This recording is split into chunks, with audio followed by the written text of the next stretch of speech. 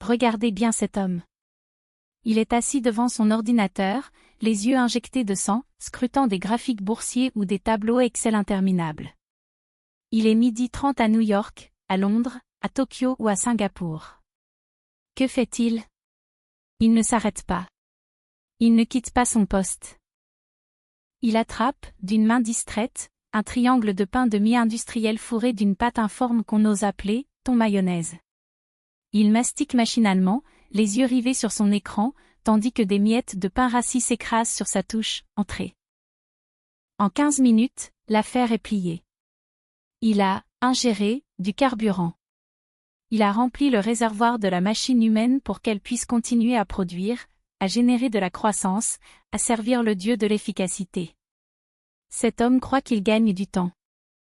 En réalité, il est en train de perdre sa vie. Il commet, chaque jour, un crime contre sa propre biologie, une insulte contre la dignité de son existence. Il est l'esclave volontaire d'une culture de la vitesse qui a décidé que le plaisir était une perte de profit. Mais aujourd'hui, nous allons parler d'une anomalie. Nous allons parler d'un acte de rébellion systématique qui rend le reste du monde absolument fou de rage et d'incompréhension. Nous allons parler du déjeuner français. Ce moment sacré, suspendu, où une nation entière décide, d'un commun accord, de dire « merde » à la productivité mondiale pendant 2 heures consécutives. Bienvenue dans l'épicentre d'un choc culturel dévastateur, là où le temps s'arrête, là où le plaisir devient une obligation légale, et là où l'étranger pressé va vivre l'effondrement total de son système de valeurs. Préparez-vous, car ce que vous allez entendre n'est pas seulement une critique culinaire, c'est un manifeste pour la survie de l'âme humaine face à la barbarie du capitalisme rapide. Imaginez notre protagoniste. Un « winner » de la Silicon Valley ou un cadre dynamique de Tokyo, habitué à ce que tout soit optimisé, digitalisé, instantané. Il arrive en France pour affaires. Midi sonne. Il s'attend à un « lunch meeting » expéditif, une salade mangée sur le pouce entre 2 signatures de contrat. Il entre dans un bistrot de quartier, quelque part entre la place de la Bastille et le jardin du Luxembourg. Il s'assoit, regarde sa montre, et lance au serveur « Je suis pressé, je vais prendre un sandwich et un café, tout de suite. » C'est là que le cauchemar commence pour lui. Et c'est là que le génie français se déploie dans toute sa splendeur provocatrice. Le serveur, vêtu de son tablier noir impeccable, ne sursaute pas. Il ne s'excuse pas. Il pose sur la table, avec une lenteur presque cérémonielle, une nappe en tissu ou un set de table en papier craft. Il le regarde avec cette pointe de condescendance bienveillante que l'on réserve aux enfants turbulents ou aux fous. « Monsieur, ici, on prend le temps. Voici la carte. Formule entrée, plat, dessert. » L'étranger sent une goutte de sueur perler sur son front. 2 heures? 120 minutes? Pour lui, c'est une éternité. C'est le prix d'un vol transatlantique. C'est le temps de perdre des millions en bourse. Il regarde autour de lui, cherchant des alliés, mais il ne voit que des Français détendus, riant, découpant leur viande avec une précision chirurgicale, débattant de politique ou de littérature, un verre de vin rouge à la main. Il réalise, avec une horreur grandissante, qu'il n'y a pas d'issue. Il est prisonnier d'une institution millénaire, le repas gastronomique des Français. Le choc est d'abord physique. L'étranger subit ce que l'on pourrait appeler la décompression du temps. Dans son monde, le déjeuner est une interruption gênante dans la journée de travail. C'est une fonction biologique qu'il faut évacuer au plus vite.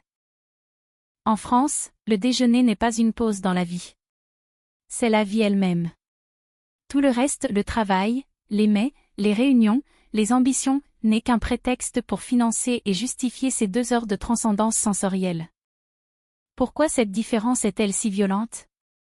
Parce qu'elle expose une vérité que le monde moderne tente désespérément de cacher, nous ne sommes pas des machines. Le fast-food, le grab-and-go, le meal prep. Toutes ces inventions anglo-saxonnes ne sont pas des progrès techniques, ce sont des outils d'aliénation. On vous vend de la vitesse pour vous voler votre humanité. On vous dit que manger vite vous rend plus libre, alors que cela ne fait que vous rendre plus disponible pour votre employeur. La France, par son refus obstiné de raccourcir la pause déjeuner, maintient une barrière infranchissable entre l'homme et l'automate. Elle affirme que le plaisir de la table est un droit inaliénable, un espace de liberté que le patronat ne pourra jamais coloniser. L'étranger regarde l'entrée arriver. Un simple œuf mayonnaise ou des poireaux vinaigrettes. Il veut les avaler en 3 bouchées. Mais le rythme du bistrot l'en empêche. Le pain arrive, une baguette croustillante, bien sûr. Le beurre est là. Le vin est versé. Il est forcé de ralentir. Il est forcé de mâcher. Il est forcé de goûter. Et c'est là que la psychologie de la résistance entre en jeu. La lenteur du service français, si souvent critiquée par les touristes ignorants, n'est pas de l'inefficacité. C'est une pédagogie. C'est un message envoyé au monde, votre urgence est une illusion. La Terre continue de tourner, le soleil brille, et votre plat du jour mérite votre respect. L'immédiateté est la marque de la barbarie, la patience est la marque de la civilisation. L'étranger bout intérieurement. Il regarde son téléphone. Pas de Wi-Fi, ou alors un Wi-Fi qui fonctionne à la vitesse d'un escargot de Bourgogne. Les Français à côté de lui ne regardent pas leurs écrans. Ils se regardent dans les yeux. Ils s'écoutent. Ils se coupent la parole avec passion. Pour l'étranger, ce spectacle est d'une inefficacité révoltante. Comment peut-on passer autant de temps à discuter de sujets inutiles alors qu'il y a tant à faire? Mais au fur et à mesure que les minutes s'égrènent, une fissure apparaît dans son armure de productivité. Il commence à remarquer l'odeur du bœuf bourguignon qui mijote, le bruit des verres qui tintent, la lumière dorée qui traverse la carafe d'eau. Il réalise que son corps commence à se détendre, malgré lui. Son estomac, habitué aux agressions acides des sodas et des burgers mangés debout, reçoit enfin une nourriture digne de ce nom, préparée avec amour et servie avec dignité. C'est une chute de l'ego. L'étranger comprend que sa montre à $10 000 ne sert à rien ici. Le temps ne lui appartient plus, il appartient au chef, au serveur, à la tradition. Il réalise que le fast-food de son pays d'origine est une vaste supercherie. On ne mange pas vite parce qu'on est pressé, on mange vite parce que la nourriture est si médiocre qu'elle ne supporte pas la contemplation. Le burger industriel est conçu pour être ingurgité avant que le cerveau ne réalise l'absence totale de nutriments et de saveurs réelles. La baguette française, le fromage affiné, la sauce réduite. Ces merveilles exigent du temps car elles ont des histoires à raconter. À la fin de cette première heure, l'étranger est épuisé de résister. Il lâche prise. Il commence à comprendre que son sandwich triangle était un symbole de son esclavage. Il était un rouage dans une machine qui n'a pas besoin qu'il soit heureux, mais seulement qu'il soit opérationnel. En France, le déjeuner de 2 heures est le moment où l'individu reprend le pouvoir. C'est l'heure de la désobéissance civile par la fourchette. C'est le moment où le Français se rappelle qu'il n'est pas qu'un employé, qu'il n'est pas qu'un numéro de sécurité sociale, mais qu'il est un héritier de l'épicurisme, un protecteur de la joie de vivre. Le monde regarde la France et dit, ils sont lents, ils sont paresseux, ils ne sont pas compétitifs. La France regarde le monde et répond, vous êtes des cadavres en sursis, vous courez vers la tombe sans avoir jamais goûté à la sauce béarnaise. Votre compétitivité est une prison dont nous avons les clés. Cette confrontation n'est pas seulement gastronomique, elle est métaphysique. Elle oppose 2 visions de l'humanité, l'homme marchandise contre l'homme vivant. Mais ne croyez pas que l'histoire s'arrête là. Car une fois que le mur de la résistance est tombé, une fois que l'étranger a accepté de perdre ses 2 heures, il entre dans une phase de transformation irréversible. Une phase où la douleur de la prise de conscience va laisser place à une illumination dévorante. Il s'apprête à découvrir que le retour à sa vie d'avant sera impossible. Une fois que vous avez compris pourquoi la France s'arrête de travailler pour manger, vous ne pouvez plus jamais regarder un McDonald's sans avoir envie de pleurer sur la misère du monde. Préparez-vous pour la suite de cette épopée sensorielle. Car après l'entrée et le plat vient le moment de vérité, le fromage, le dessert, le café. Et la réalisation brutale que tout ce que l'on vous a appris sur le succès était un mensonge. Le vrai succès, ce n'est pas d'avoir fini son travail à 13 heures, c'est d'être encore à table à 14h30, avec une tache de vin sur la nappe et le sentiment profond d'avoir enfin commencé à exister. Le mur de la résistance vient de s'effondrer. Regardez bien l'expression sur le visage de notre étranger. Ce n'est plus de l'impatience, ce n'est plus cette irritation fébrile qui le rongeait il y a encore une heure. C'est une forme de stupeur béate, une déconnexion totale avec le monde des chiffres et des échéances. Le plat principal a été débarrassé, et pourtant, il ne songe plus à se lever. Il ne regarde plus sa montre. Il vient de franchir la frontière invisible qui sépare l'ingestion biologique de la dégustation métaphysique. Bienvenue dans la phase de l'éveil, là où la douleur de la prise de conscience se transforme en une révolution intérieure. Nous entrons dans la seconde heure, celle où l'on ne nourrit plus le corps, mais où l'on ressuscite l'âme. C'est le moment où le serveur réapparaît avec le plateau de fromage. Pour un Américain ou un Japonais, c'est une vision d'apocalypse sensorielle. Dans leur pays, le fromage est une substance orange, plastique, pasteurisée jusqu'à l'oubli, emballée sous vide pour ne pas offenser les narines sensibles. Ici, le fromage est une créature vivante, sauvage, parfois agressive. Il y a le coulant du brie, la puissance bleutée du roquefort, le caractère impérial d'un comté affiné pendant 30 mois. L'étranger hésite, il renifle cet arôme de terre, de cave et de vie, et soudain, il comprend. Il comprend que la nourriture n'est pas censée être inoffensive. Elle est censée vous bousculer, vous raconter l'histoire des terroirs, vous rappeler que vous faites partie de la nature. Chaque bouchée est un acte de communion avec la géographie française. Pendant qu'il savoure ce morceau de chèvre cendré sur une tranche de pain qui craque sous la dent, une pensée commence à germer dans son esprit, une pensée dévastatrice, il a été volé. Toute sa vie, son propre système, sa propre culture de la performance lui ont volé ses repas. Ils lui ont vendu l'idée que le fast-food était un gain de temps, alors que c'était en réalité une soustraction de vie. On lui a appris à manger vite pour qu'il puisse retourner produire plus vite. On a transformé son estomac en une simple chambre de combustion pour le moteur de la croissance. Le burger industriel, mangé dans une voiture ou devant un écran, n'est pas un progrès, c'est le symbole d'une nouvelle forme de servitude. C'est la nourriture des esclaves modernes que l'on entretient juste assez pour qu'ils ne s'arrêtent jamais de fonctionner. La France, avec ses 2 heures de déjeuner, commet quotidiennement l'acte de rébellion le plus pur qui soit contre l'empire de l'efficacité.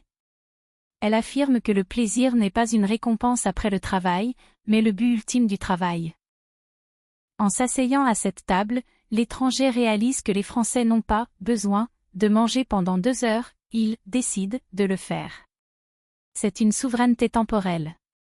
C'est la déclaration d'indépendance de l'individu face à l'horloge.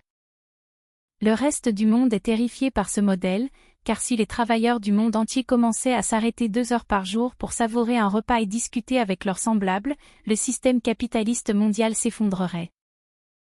On ne peut pas manipuler des gens qui ont appris à s'arrêter, à réfléchir et à jouir de l'instant présent. Regardez maintenant la conversation qui s'anime autour de lui.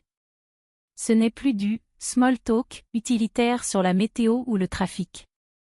Ce sont des débats enflammés sur le dernier prix littéraire, sur une décision politique obscure ou sur la meilleure façon de cuisiner les asperges. L'étranger, qui ne parlait autrefois que de business ou de sport à table, se surprend à écouter, à essayer de comprendre cette passion pour l'immatériel. Il réalise que le déjeuner français est le véritable réseau social de la nation. C'est là que se tissent les liens, que se règlent les conflits, que naissent les idées. On ne fait pas de grandes découvertes dans une réunion de 15 minutes, on les fait autour d'un café gourmand, dans la fumée des débats et le cliquetis des petites cuillères. Les Français sont plus brillants parce qu'ils savent quand s'arrêter d'être productifs pour devenir pensants. Vient ensuite le moment du café. Ce petit expresso noir, serré, brûlant, servi dans une tasse minuscule.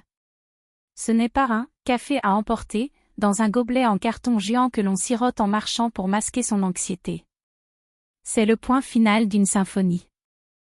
C'est le signal que la parenthèse enchantée va bientôt se refermer, mais pas avant que l'on ait goûté à la dernière goutte d'amertume nécessaire.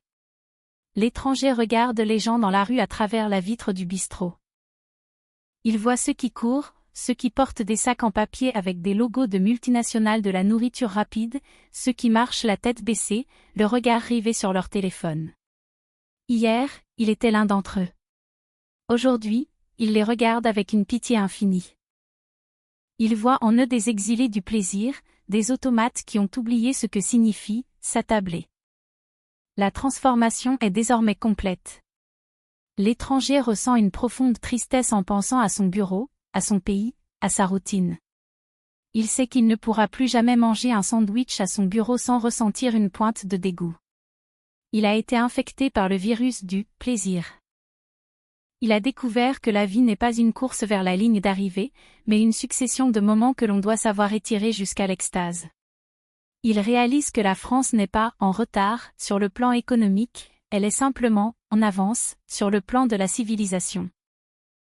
Elle possède le secret que tout l'argent de la Silicon Valley ne pourra jamais acheter, le luxe du temps long. Cette expérience laisse une cicatrice psychologique. De retour chez lui, cet homme sera un marginal. Ses collègues le trouveront bizarre parce qu'il insistera pour prendre une vraie pause. Ses amis le trouveront prétentieux parce qu'il critiquera la qualité du pain industriel. Il est devenu un exilé gastronomique, un homme qui a vu la lumière de la gastronomie française et qui doit maintenant vivre dans les ténèbres de la commodité rapide. C'est le prix à payer pour l'éveil. C'est la rançon de l'excellence. La France ne vous offre pas seulement un repas, elle vous offre une condamnation à l'exigence éternelle. Mais quel magnifique fardeau! Car dans ce refus de manger vite, il y a un refus de mourir un peu chaque jour. Les 2 heures de déjeuner sont le baromètre de la santé mentale d'un peuple. Tant que les Français continueront à s'asseoir, à déplier leurs serviettes et à attendre le dessert, la civilisation aura une chance. Le jour où les bistrots de Paris seront remplacés par des distributeurs automatiques et des comptoirs de vente à emporter, ce sera le signe que l'humanité a définitivement capitulé devant la machine. Mais nous n'en sommes pas là. Regardez autour de vous. Les terrasses sont pleines. Le vin coule. Les voix montent. La résistance est vivante. À vous, mes compatriotes, qui écoutez ces mots, ne laissez jamais personne vous faire culpabiliser pour vos déjeuners à rallonge. On vous dira que vous n'êtes pas assez compétitif, que vous ralentissez la marche du monde, que vous êtes les vestiges d'un temps révolu. Souriez-leur avec un morceau de fromage à la main. Répondez-leur que vous ne travaillez pas pour accumuler des chiffres virtuels, mais pour pouvoir vous offrir le luxe de ces 2 heures sous le soleil ou à l'abri d'un zinc. Votre déjeuner est votre rempart. Votre fourchette est votre épée. Votre verre est votre bouclier. En mangeant lentement, vous protégez la dignité humaine contre la standardisation globale. Vous êtes les derniers aristocrates du temps. Ne laissez pas le monde vous enseigner la vitesse. Enseignez au monde la saveur. Montrez-leur que l'on peut diriger une puissance mondiale sans sacrifier son estomac sur l'autel de la rentabilité. Montrez-leur que l'on réfléchit mieux quand on a bien bu, que l'on s'aime mieux quand on a bien mangé, et que l'on vit mieux quand on n'est pas pressé d'en finir. Votre culture du repas n'est pas une tradition folklorique pour touristes en quête d'exotisme, c'est un modèle de société radical, humain, indispensable. Et pour vous, spectateurs du reste du monde qui nous regardez avec un mélange d'envie et d'incompréhension, posez votre gobelet en carton. Éteignez votre écran. Quittez votre bureau. Trouvez une table, une vraie. Trouvez des amis, de vrais amis. Commandez 3 plats. Attendez. Discutez. Disputez-vous. Réconciliez-vous. Et quand le serveur mettra une heure à vous apporter l'addition, ne râlez pas, remerciez-le. Car pendant cette heure d'attente, vous aurez peut-être enfin commencé à comprendre ce que signifie être un homme libre. Alors, la prochaine fois que vous passerez devant un bistrot et que vous verrez un étranger hébété, perdu au milieu de son fromage, ne vous moquez pas. Il est en train de se réveiller. Il est en train de réaliser que tout ce qu'il croyait savoir sur le succès n'était qu'un immense mensonge publicitaire. Il est en train de découvrir que le véritable pouvoir, ce n'est pas d'aller plus vite que les autres, mais d'avoir le droit de ne pas bouger pendant que le monde entier s'agite inutilement. La question finale est brutale, préférez-vous être une pièce interchangeable dans une machine globale efficace, ou un être humain imparfait assis à une table française ? La réponse semble évidente, et pourtant, des milliards de personnes choisissent la machine chaque jour. La France est là pour leur rappeler qu'une autre voie est possible. Une voie pavée de beurre, de vin et de conversations infinies. Une voie qui prend 2 heures, tous les jours, à midi. C'est ainsi que se termine ce voyage au cœur de la désobéissance gastronomique. Restez à table. Restez exigeant. Et surtout, n'oubliez jamais que chaque minute passée à savourer un repas est une minute de volée à la mort. Vive le déjeuner, vive la lenteur, et surtout, vive la France. Merci d'avoir regardé. Si cette vidéo vous a plu, n'hésitez pas à la liker et à vous abonner à ma chaîne. On se retrouve dans une prochaine vidéo.